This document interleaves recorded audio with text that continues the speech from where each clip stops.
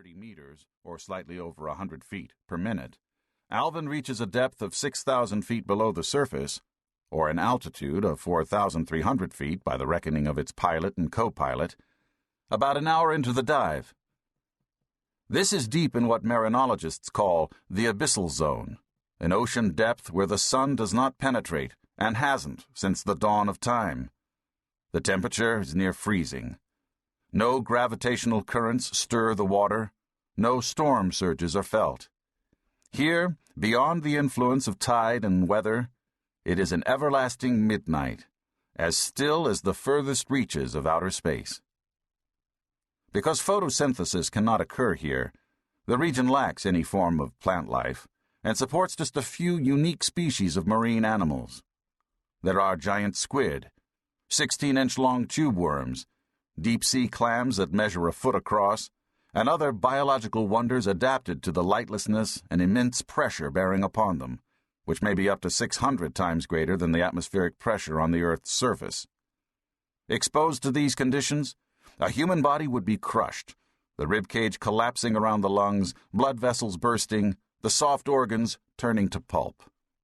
A nuclear submarine reaches its depth limit at about 1,500 and 3,000 feet underwater, depending on its design. When that maximum limit is exceeded, its metal hull yields to the surrounding pressure and implodes. Alvin, in stark contrast, is at home in the abyss. Its crew compartment's spherical hull allows for the uniform distribution of ocean pressure in what is known as an isostatic manner. In principle, the hull works much like a simple arch. Its curvature resolves the forces working against it into compressive stresses, or stresses that steel and titanium, the high-strength materials used in deep submersible pressure hulls, are able to resist. There are some drawbacks to this design. Manufacturing spherical shapes to the demanding tolerances required for deep-diving ocean exploration is expensive.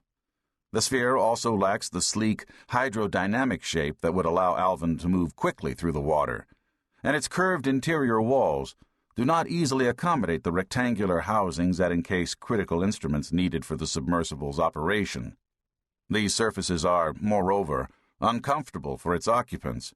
For most people, sitting against curved walls results in achy backs and shoulders. But speed isn't a requirement for Alvin, and the relatively short duration of its mission is well within the limits of the crew's endurance.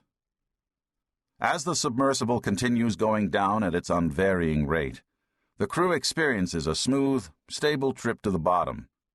Alvin's external weight stacks and attached scientific equipment have been distributed to balance the craft's center of gravity, and the result is a perfectly even trim. There is no list. There is no pitch. If you are Alvin's pilot, you're thinking that things are going well. So far.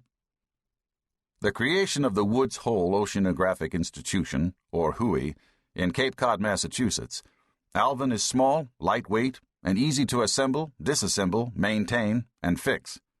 It is therefore deployed to remote waters. Alvin's missions range from marine biological or geological surveys to the extraordinary covert mission on which it is now engaged, one that the military intelligence officers topside have kept secret from the civilian research contingent on RV Atlantis II, its mothership. Mostly French and American scientists, they do not even realize they have traveled over 1,000 miles southeast of where they are supposed to be searching for the sunken ocean liner RMS Titanic. But any concern about secrecy has been left behind on the surface. For the pilot, what matters now is the mission and maintaining his focus. Below the surface, he worries less about men than nature, the millions of pounds of seawater relentlessly searching for that single flaw in the hull or piping, and he survives by being consistent and following procedures. When everything works, it doesn't take the pilot long to complete his checklists and commence the dive. Depending on the mission, the trip to the bottom might take anywhere from 30 minutes to several hours. He tries not to let it run too late into the day. Typically, he should be finished with his underwater tasks and working his way back up no later than 4 o'clock in the afternoon. By then, the observers will be stiff, cramped, and perhaps feeling the effects of mild hypothermia, despite the watch caps, sweaters, sweatshirts.